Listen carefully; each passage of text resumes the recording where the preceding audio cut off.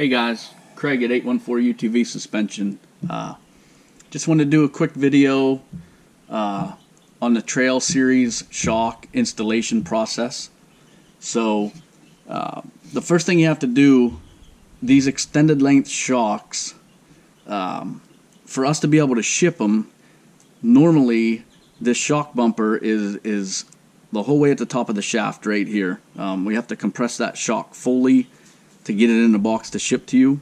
So this one's already been done, but basically what we want to do when that rubber bumper's up top, we want to take a little bit of WD-40 or something similar, just get a little bit on the shaft, you know, to make the shaft slick, because these are on there super tight and they can be really hard to slide down the shaft. But what you want to do, there's two knobs on this shock. The knob on the left is the compression knob on the right is rebound. There's a C and an R on it, minus and plus. The minus is on the counterclockwise side, that's full soft. The plus side is stiff. So basically these knobs are going to come from the factory most of the time turned full counterclockwise, which is the soft side.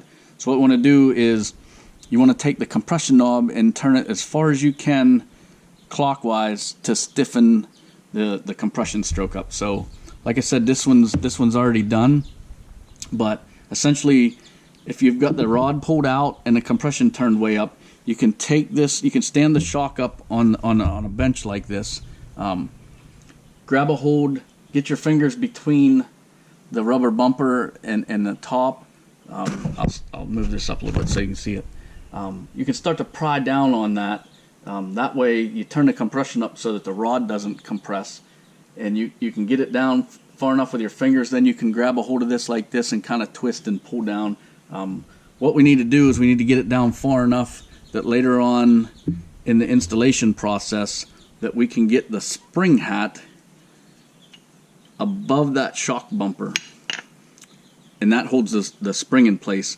So a lot of guys in the past have not moved this bumper down, and they've installed the spring hat below it, and so you've not got a solid mount between the spring hat, which is holding a lot of spring tension, and the rod eye, which holds this, and a lot of destructions happen to shocks on this. So first thing you need to do is get this shock bumper down the rod far enough to get that spring hat in there.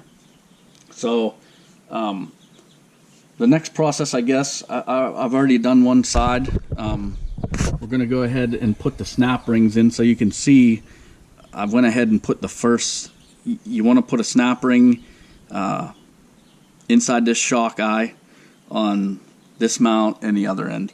So once you get one of them in there, you can take your bearing.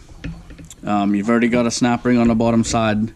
Put the bearing down in there. Now sometimes these are a tight tolerance fit, so as you can see, this one doesn't want to go. You have to wiggle it, and every now and then when they mill those notches, there'll be a wicker left in there, so you can either take a pocket knife, kind of go around it, piece of sandpaper, go around it. They are tight fitting, but they will definitely go. Sometimes you got to fight them to get them in there.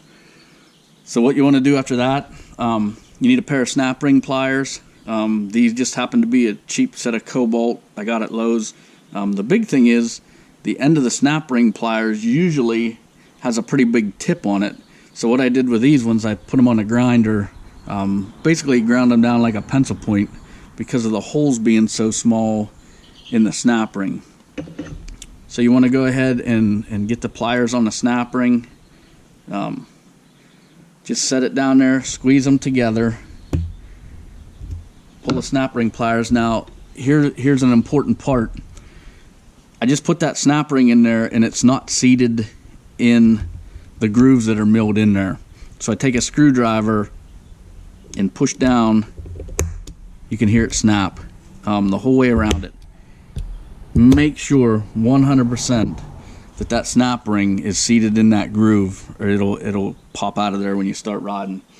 So so there's some other components. So what we have here, we've got, this is the lock nut, what I call the lock nut, and you can see on one side there's a raised ridge right here. The other side there's no raised ridge. So take the lock nut first with the ridge up put it over the shock, spin it down. Spin it the whole way down for the installation process, the whole way down.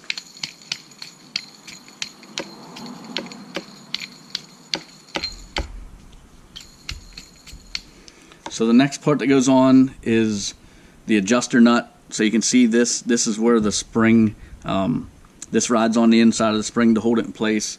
It goes on next.